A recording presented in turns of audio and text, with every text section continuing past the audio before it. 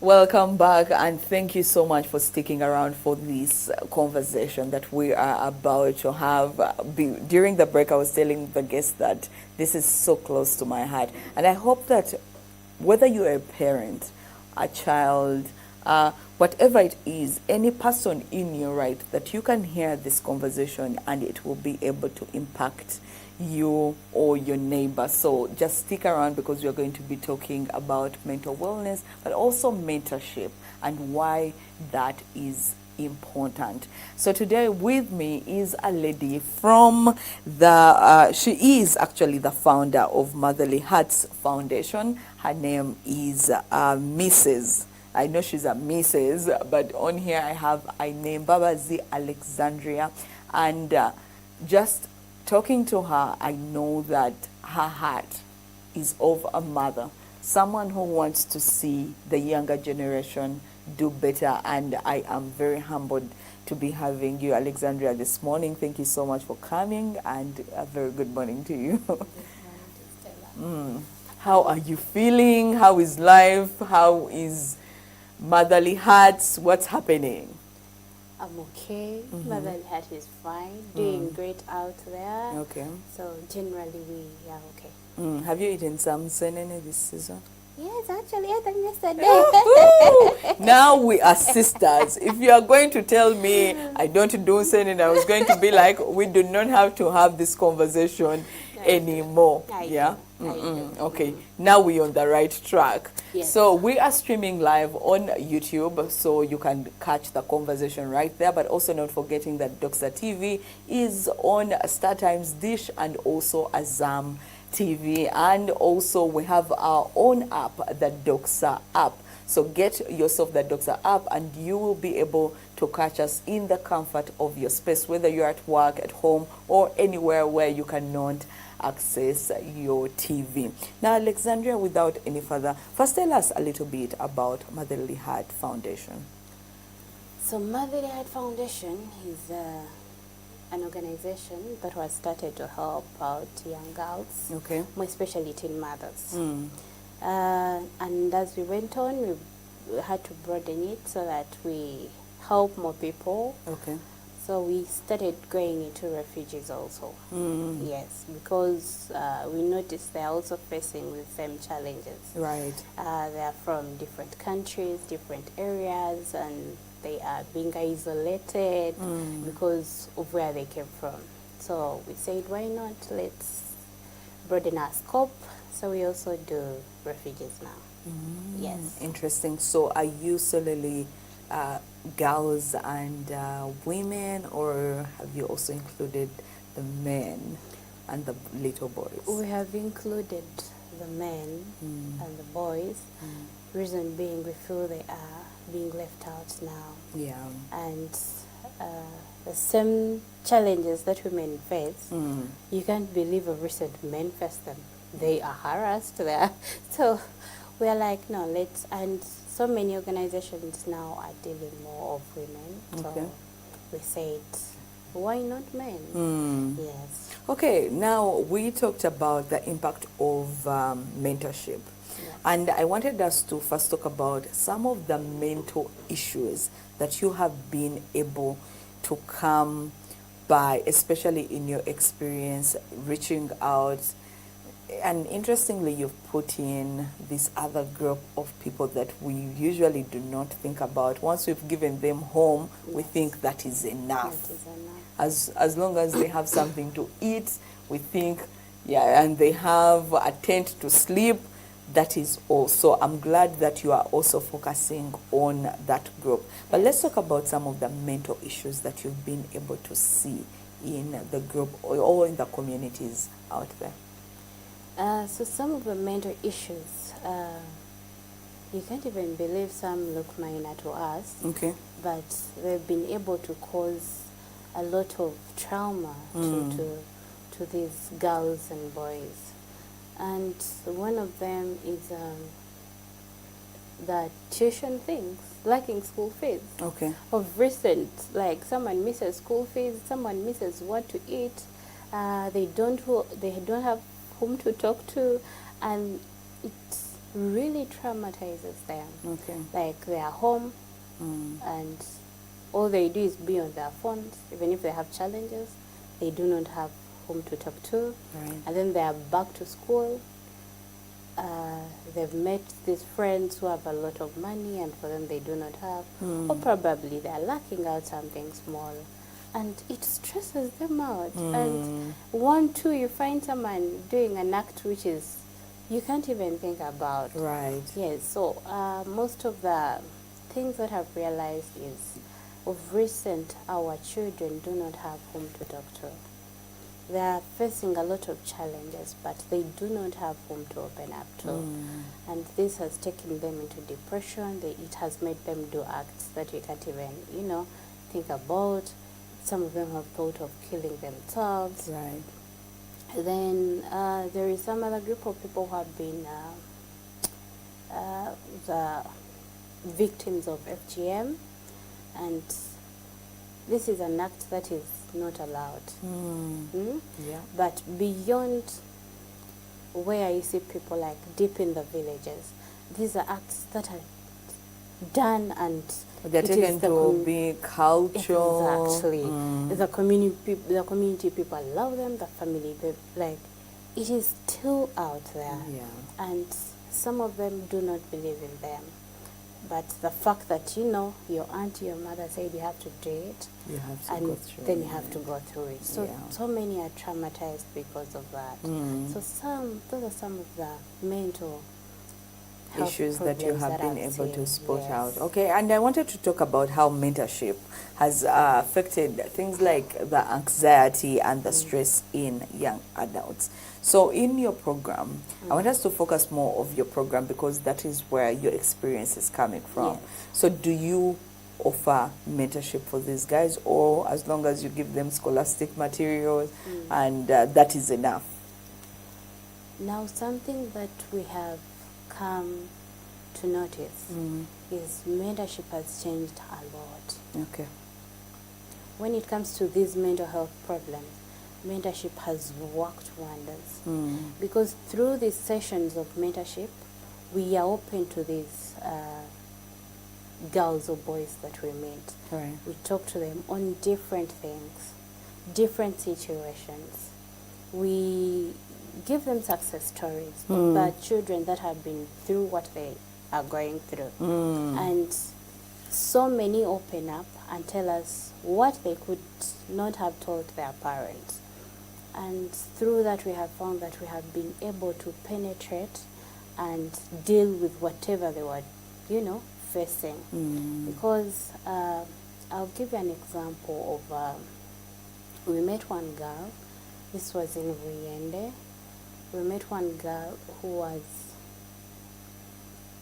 was being forced to get married, and she didn't want because she has been in school. She had stories. She has had stories of it is not good to get married. The challenges of getting married, giving birth when you're young. So she's totally against it. And the parents are like, if you do not get married, then you get out. We can no longer house you. And she doesn't have where to go. And at school, however much she's able to tell some of her friends and the teachers, but they also have nothing to do for her. Yes, they So don't she's have in the a fix. solution. Right. She's there, no solution. She's like, but why? Why not end my life so that, my parents can stop, pestering me and I am done with this situation. So the good thing, that is why we're going to have our mentorship that week. And we talked about different things, career, family, situations we've gone through, and we are able to pull out, and this is how far we are. So you don't have to stop dreaming. However much there are things that you're going through, there is always a solution. So at the end of the session, she came. She actually approached me myself. She told me, you know what, Madam Aime, I've been going through this situation, this and this, but I feel you're the right person to talk to. And at the end, she changed her mind because she was like, I was going to kill myself. But now she's still there. You know, there are about two things that you've mentioned that I would like to be able to dive deep into, but one of them is the success stories. Why do you think it's important for the child out there or for the young adult out there to know that their situation is not unique, that someone has gone through and has won before? One thing that I want to tell everyone listening and seeing us is, whichever situation you're going through, you're not the first one.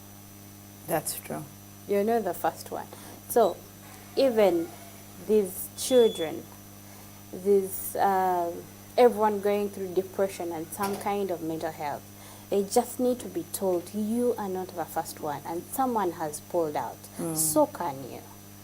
Okay. But most of the time, they do not get that chance. And it is through these mentorship sessions that they get to know that someone has been out there with the same situation, but the person has pulled out. So can I. You know, there's this thing that there's nothing new under the sun, yeah? And sure. we always go around with it, but I come from the school of thought that just because someone experienced the same thing or just because it's not unique does not mean I shouldn't react. Yeah, very true. Yeah, I come from that school of thought. I'm always telling people that you cannot say someone else is dealing with something bigger. For you, you cannot be complaining about something way smaller than that. I'm like, no, if I'm going through it, whether I've lost my pen, let me cry. All I want, don't tell me about how someone else has lost a phone. True. So for you, what is your own stand when it comes to regards to that? How should we handle situations that are kind of challenging, despite other people having even more challenging issues than this other person? I actually also agree with you. With, yes, the same situations, but you know, our reactions always be different. They're different. Same to our bodies. When you get malaria, and I get it, doesn't mean we all have the same signs and, you know, react the same. Yeah. So same to these challenges that we go through. It is okay to grieve the way you want.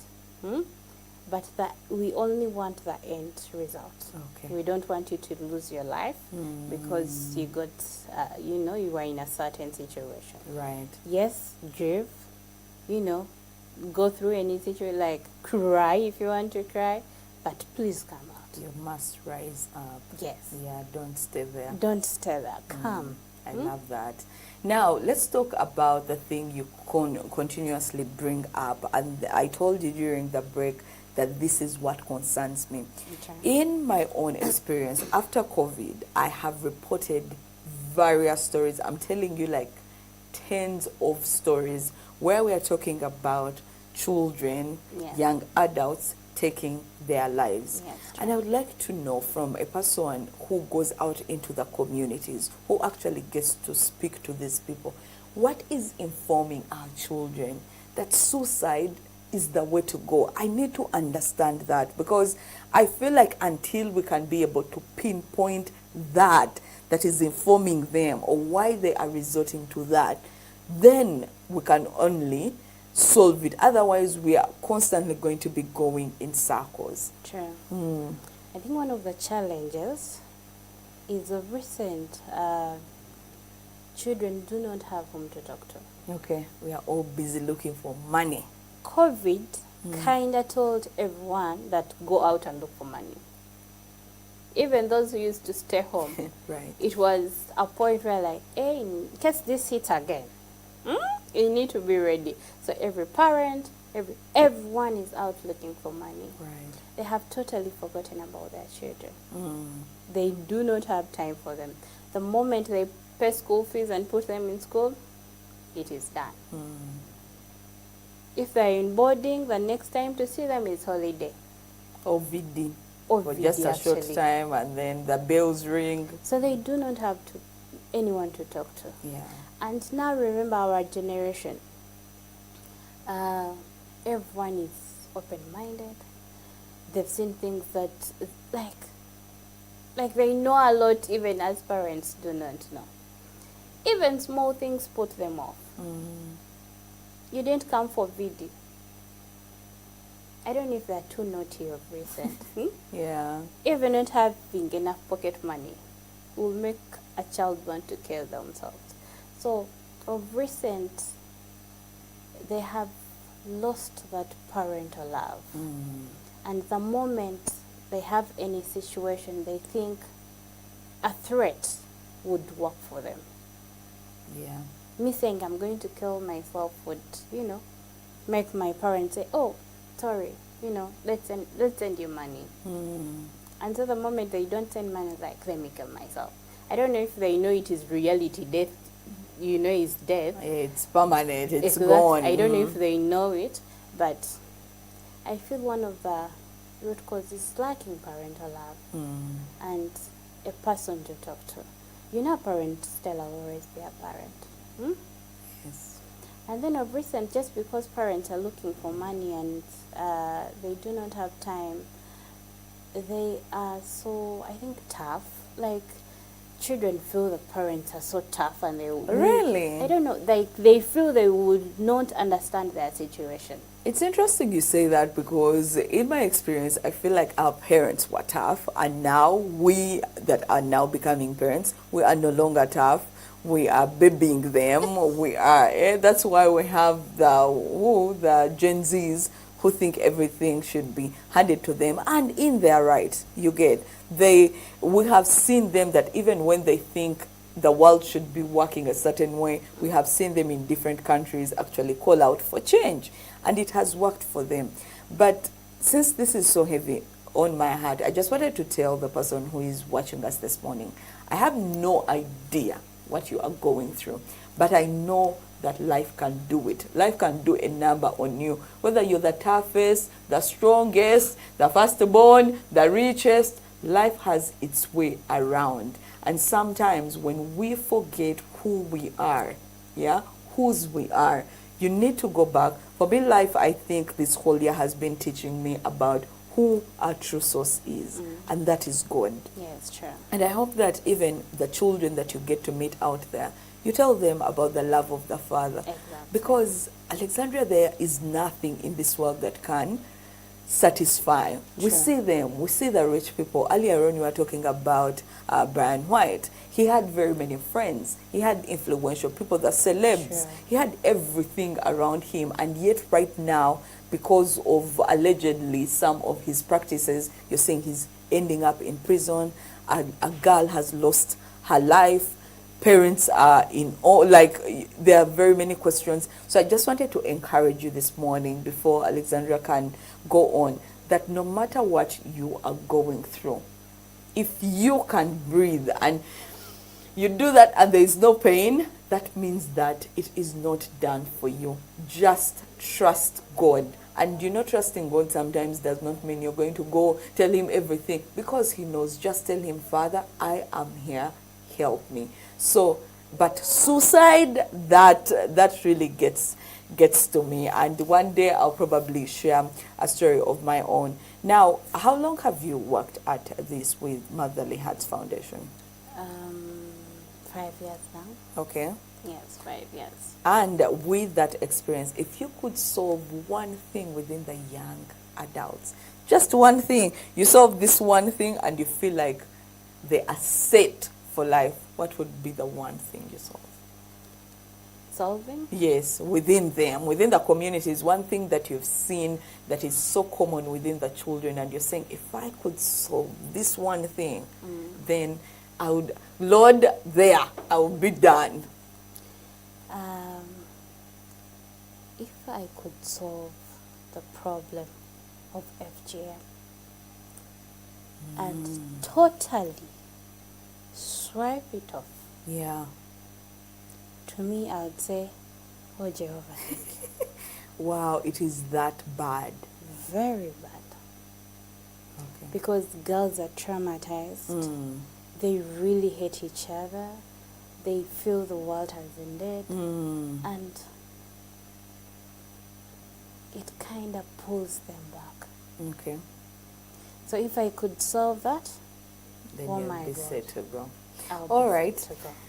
That's an interesting one. I think on another day we shall be able to come and talk about that. But for now, as we wrap up, I wanted to find out how can we be a part of this? How can the person out there who is listening, who is watching us, be a part of Motherly Hearts? Are you taking any help, or you can do it? Do you do any monthly or yearly or quarterly? How often do you reach out in these communities, and what kind of assistance do you be looking for? Okay, so if there is anyone out there that is willing to be part of that, we are open.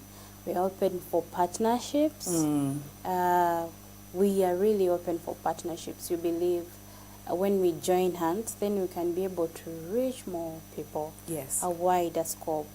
And then also, we do have what we call go back to school campaigns.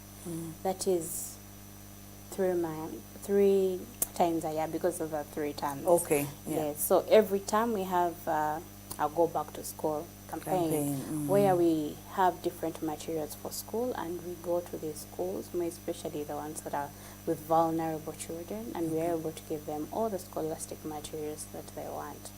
Yes. But then lastly, this year we have sharing Christmas with the vulnerable.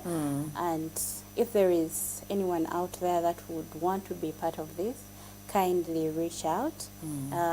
And here we'll be giving out food, Christmas clothes, you know. You know, how would you feel if you don't have what to put on and you get a dress?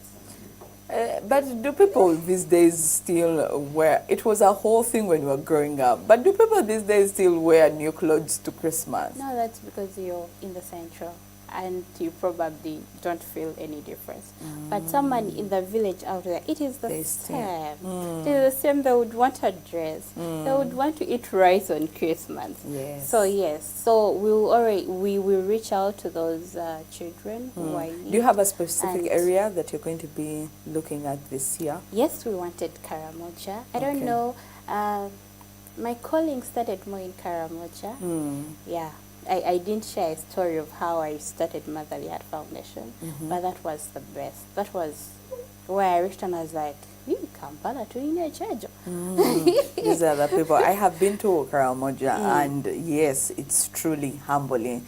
But I like how they are still them. You get the whole experience of who they truly are. Yes, you will find them with torn clothes, but then will give you a smile. Yes, you understand. Yeah, and it is actually there are one people you give a dress, however much it is not new, and you feel they are so excited to have it. Wow. You know how it feels like you give someone something and they truly do appreciate it. Exactly. So if we could get someone to kindly donate and, you know, give us something, whatever you have can really do a very big impact. Yes. Absolutely. Now you say reach out. How do we reach out? Which social media platforms are you on? Do you have a number? Do you have a location? Okay. So all our social media, that is Twitter, Instagram, TikTok, LinkedIn, Facebook. We all use Motherly Heart Foundation. So when you search that, you'll see us. Then also a contact. I can read you my number. You can easily contact me, and that is 0700 22 18 52. You can call or send a WhatsApp. Okay. Do I read it again? Yes. Okay, please. so 0700 22 18 52. Okay, and do you have a location and Yes, office? our offices are located in Ntinda, just opposite Mariana Hotel. Okay. Yes. All right. Thank you so much, Alexandria. And any last words for the person who is watching us? Anything else that is on your heart that you felt you have to share this morning with whoever is watching? Okay, thank you so much. But I would want to encourage all parents, have time for your children. Even if they are not willing to open up, just bring up a small story so that they feel they are also part of you, and that with they are time, seen. yes, with time they'll start to open up because they really need us to talk to them. Then also, if you have a child there and you feel maybe you're not in position to talk to them, or they might not open up, kindly reach out to us. For us, we can do it for you. Okay. Yes. Thank you so much. Thank you Alexandria, so I don't know much, if you Stella. know this, but you have such a good voice. I was listening to you, I'm like, oh my God, this is indeed motherly hearts. Thank you so much for coming Thank and you, for Stella. sharing this, but also for what you're doing out there in the communities, Yes. the lives that you are changing. May God really bless you. And also here as Dr. TV and Wide Awake at that, if anyone wants to reach out for any support whatsoever, you know the number to use, our number. Just let us know. We shall be able to deliver all your messages to Motherly Heart Foundation. Thank you, Alexandria. Say hi to Claire and the rest of the team. But for now, we have to go for a very short break. When we return, there's money for you to win. There's a little bit of sports and also a special service that is going to be happening today. Today we have a lunch hour fellowship with Pastor Ronald Muchiwi, so please do not miss it because it's an anointing service. Dare not to miss. For now, we go for a tiny break. We'll be back.